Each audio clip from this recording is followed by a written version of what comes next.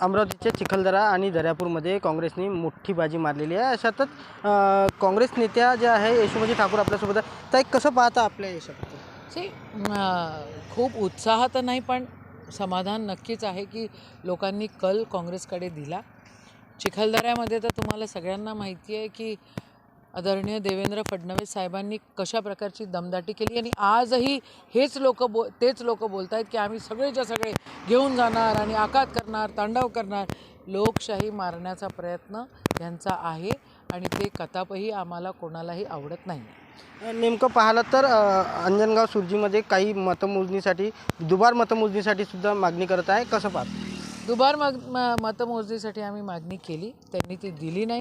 Immediately लोकांनी त्याची मागणी केल्यानंतर ते व्हिडिओमध्ये आलेले आहेत की ते मागणी करतात आणि यांनी उद्धटसारखा तिथला जो इलेक्शन ऑफिसर आहे त्यांनी डिक्लेअर करून टाकलं आणि डिक्लेअर केल्यानंतर बाहेर गेला, चहा पिला आणि परत आला आणि मग म्हणतो ॲप्लिकेशन नाही।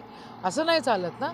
बदमाशी त्यांनी केलेली आहे। काँग्रेसचा उमेदवार त्या ठिकाणी निवडून आलेला आहे, पण त्यांनी अरेरावी करत लोकशाहीचा गळा घोटत त्यांनी त्या ठिकाणी भाजपची सीट निवडून आणलेली आहे। जिल्हाधिकाऱ्यांशी सुद्धा आपण बोलणं केलं आहे। काय निघालं आहे जिल्हाधिकारी? नाही, काय जिल्हाधिकारी हतबल आहे, मी त्यांच्यावर जास्त दोष देत नाही।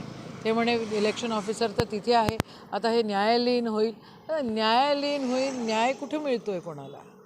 जनशक्ती उर्फ धनशक्तीचं इलेक्शन होतं आणि आता समोर महानगरपालिका आहे। काय बिलकुल धनशक्ती विरुद्ध जनशक्तीचं इलेक्शन हे आहे।